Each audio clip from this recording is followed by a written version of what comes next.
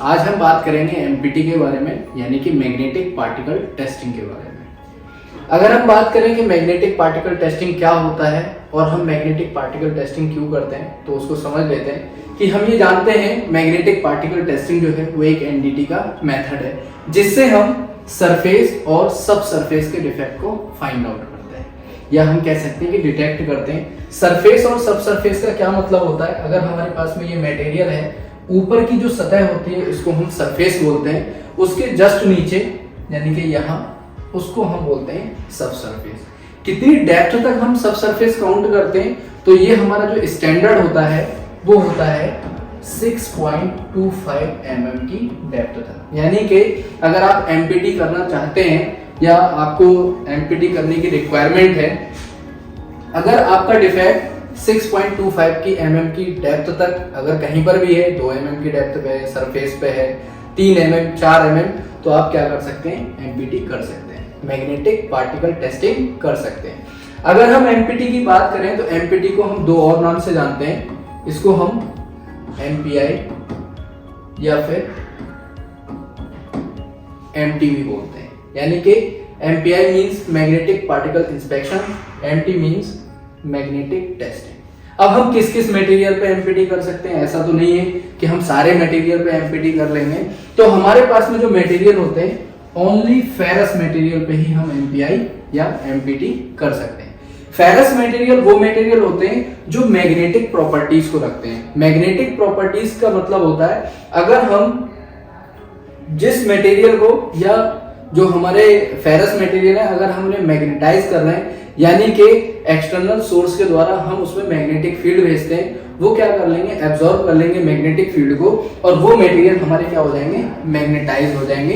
तो हम उन्हीं मटेरियल पे एमपीआई कर सकते हैं। अगर हम आसान सी लैंग्वेज में समझें तो आसान सी लैंग्वेज में ये है, जो मटेरियल हमारे चुंबक से चिपक जाते हैं तो उसी पे ही हम एमपीआई कर सकते हैं। जैसे कि अगर हम फेरस मटेरियल की बात करें, फेरस मटेरियल में कौन कौन से मटेरियल आते हैं, तो आपका आयरन हो गया, निकेल हो गया, कोबाल्ट हो गया, या फिर उसके अलॉय। तो इन सारे मटेरियल पे आप एमपीआई कर सकते हैं। कौन कौन से मटेरियल पे नहीं कर सकते? तो हमारे नॉन फेरस जितने भी मटेरियल होते हैं तो उन पे एमपीआई नहीं कर सकते। अगर नॉन फेरस मटेरियल में कौन कौन से मटेरियल आते हैं, तो हमारा गोल्ड हो गया, सिल्वर हो गया, स्टेनलेस स्टील हो गया, कॉपर हो गया, एल्यूमिनियम हो गया, मॉलिब्डेनम हो गया, टैंटालूम हो गया। इन सारे मटेरियल पे हम एमपीआई नहीं कर सकते क्योंकि ये नॉन फेरस मटेरियल में आते हैं। ओनली फेरस मटेरियल पे ही हम एमपीआई कर सकते हैं। अगर हम बात करें कि क्या प्रोसेस होता है, किस तरीके से हम एमपीआई करेंगे मटेरियल पे, तो फॉर एग्जांपल ये हमारे पास में कोई मटेरियल है, ये हमारा प्रोसेस लिखा हुआ है। इस प्रोसेस को हमें फॉलो करना रहता है। सबसे पहले हम क्या करेंगे? सरफेस क्लीनिंग करेंगे। हमारे पास में क्लीनर अवेलेबल रहता है, तो उससे हम सरफेस को साफ कर लेंगे। इसलिए करते हैं क्योंकि अगर कोई ऑयल, ग्रीस वगैरह अगर लगा हुआ है तो उससे क्या होगा कि हमारी जो प्रोसेस है उसमें फेरस पार्टिकल हम अप्लाई करते हैं, तो वो वहां पर एक तरीके से जब हम डालेंगे, अप्लाई करेंगे, तो वहां पे इकट्ठे पहले से ही हो जाएंगे। इसलिए हम क्या करते हैं? सरफेस क्लीन करेंगे, जिससे हमारी एक्यूरेसी भी क्या होती है? बढ़ जाती है। सरफेस क्लीनिंग करने के बाद हम क्या करते हैं? अप्लाई करते हैं व्हाइट कॉन्ट्रास्ट। हमारे पास में व्हाइट कॉन्ट्रास्ट होता है, उसको हम क्या करते हैं? अप्लाई करते हैं। व्हाइट कॉन्ट्रास्ट का कुछ और काम नहीं रहता, ओनली ये क्या करता है? विजिबिलिटी को बढ़ा देता है। क्योंकि हमारे पास में जो फेरस पार्टिकल होते हैं, अगर आप देखेंगे तो ये हमारे ब्राउन कलर के होते हैं। हम आपको एक बार शो करा देते हैं।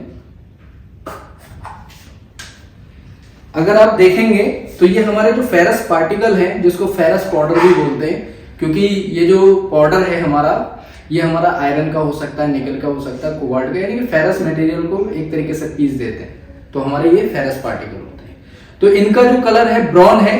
अगर हमें इस मटेरियल पे क्या है? एमपीआई करना है, ये हमारा एमएस का मटेरियल है, तो हमारे जो पार्टिकल का कलर और मटेरियल का कलर लगभग सेम हो जाता है। तो इस केस में हम क्या करेंगे? अप्लाई करेंगे व्हाइट कॉन्ट्रास्ट, जो कि विजिबिलिटी को बढ़ाएगा। हमारा क्या है कि व्हाइट कलर पड़ा रहेगा, और हम जब उस पर पार्टिकल अप्लाई करेंगे तो हमें अच्छे तरीके से दिखाई देंगे। अप्लाई व्हाइट कॉन्ट्रास्ट के बाद में हम मैग्नेटाइजेशन करते हैं। मैग्नेटाइजेशन के लिए हमारे पास में बहुत सारी टेक्निक होती है,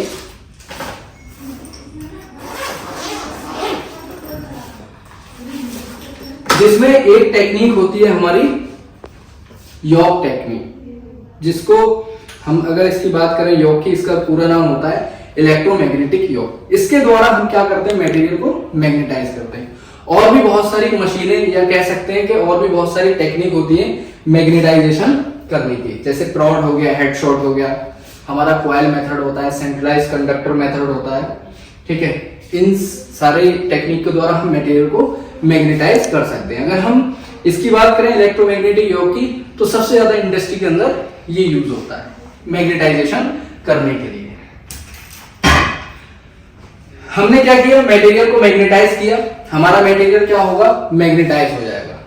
मैग्नेटाइज होने के बाद में हम क्या करते हैं, अप्लाई करते हैं फेरस पार्टिकल।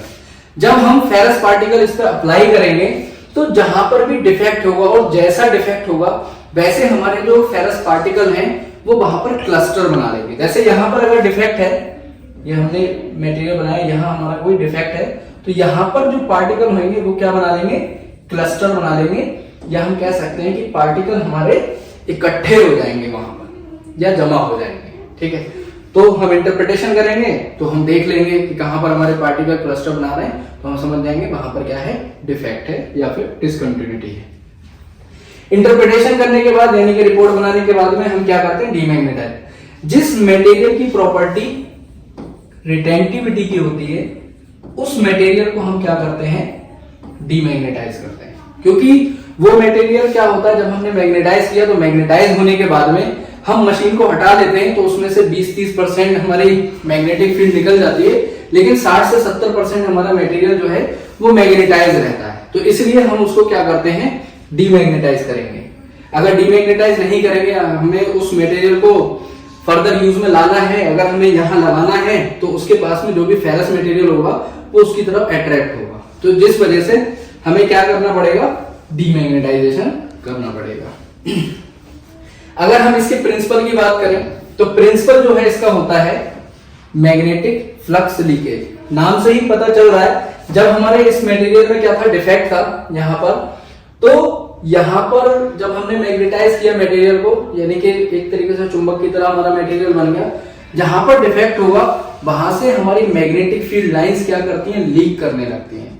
जब वो वहां से लीक करती हैं, इसीलिए हमारा जो फेरस पार्टिकल जो हम अप्लाई करते हैं तो वो वहां पर क्या होते हैं, क्लस्टर बना लेता है। तो ये इसका प्रिंसिपल होता है, जैसे इसका नाम है मैग्नेटिक फ्लक्स लीकेज, उसी से हमें क्लियर हो रहा है। इसका मतलब मैग्नेटिक जो फ्लक्स है यानी कि मैग्नेटिक फील्ड लाइंस जो है वो वहां से क्या करेंगे, लीक करेंगे, और जब लीक करेंगे हम पार्टिकल अप्लाई करेंगे तो क्या होगा, हमारा एक तरीके से वहां पर क्लस्टर बन जाएगा। अब जो हमारे पास में फेरस पार्टिकल होते हैं वो दो तरह से हम उसको यूज करते हैं। दो तरह से यूज करने का, या हम कह सकते हैं कि एमपीआई के मेथड।